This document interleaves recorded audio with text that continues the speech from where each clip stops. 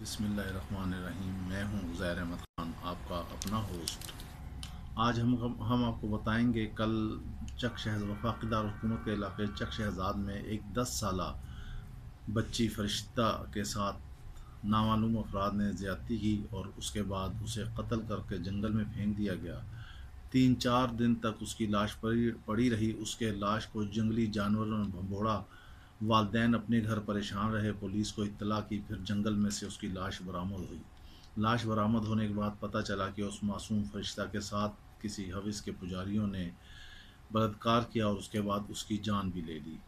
असल कहानी क्या है इस कत्ल के पीछे? इस कत्ल को कौन यूज़ कर रहे हैं? पीटीएम जो पहले से ही इस मुल्क के ख़िलाफ़ है और जो आए दिन कोई ना कोई ऐसी बात करती है जिससे मुल्क दुश्मनी की वाज़ेह तौर पर बू आती है। आज हम आपको बताते हैं कि इस कत्ल को किस तरह यूज़ किया जा रहा है।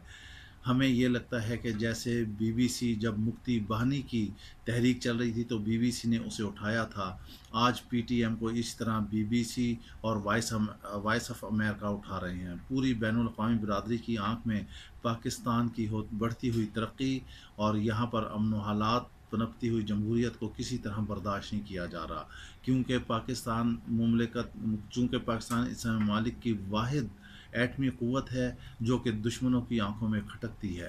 भारत भी इसका मुखालिफ है, इसराइल भी इसका मुखालिफ है, अमेरिका भी इसका मुखालिफ है। इवन दैन तमाम जितने भी कुफ़ार ममालिक हैं वो किसी तरह भी उनको एक आँख नहीं भाता कि पाकिस्तान जो है वो एटमी क़ुव्वत रहे, और किसी ना किसी तरह वो पाकिस्तान के इर्द गिर्द शिकंजा तैयार करते रहते हैं और अपने आदमी अपनी टीमें मुख्तलिफ भेजते हैं, हालात पैदा किए जाते हैं। जैसे कि अभी हाल ही में IMF की टीम को यहाँ भेजा गया और हमें मज़ीद कर्ज़ों में जकड़ा जा रहा है।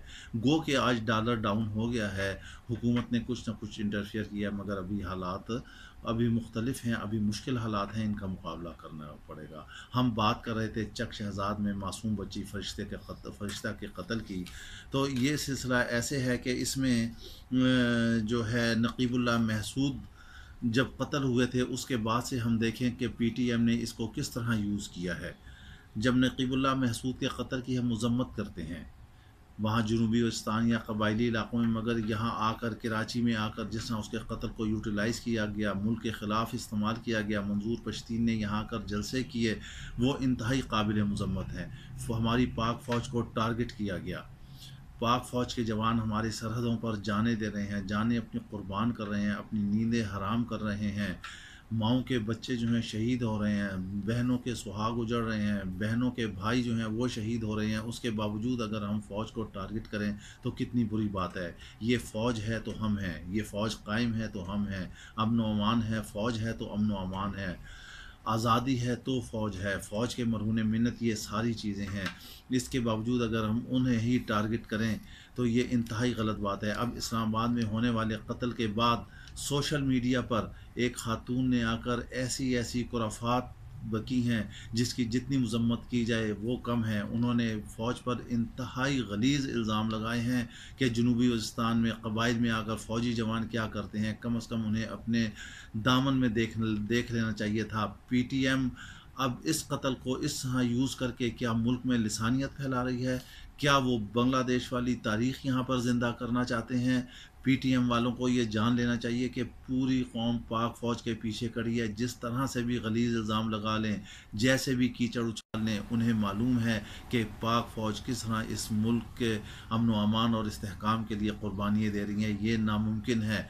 हमारी वज़ारत दाखिला और इदारों को ख़ुसूसी तौर पर इस जानिब तवज्जो देना चाहिए कि ये ऐसे हालात क्यों पैदा हो रहे हैं। क्या सोशल मीडिया क़तई तौर पर बेलगाम है, बेनताबैल है? इसे कंट्रोल करने के लिए कोई क़वायद व ज़वाबित नहीं है। वहाँ जिसका जो दिल चाहे जो आकर कह दे।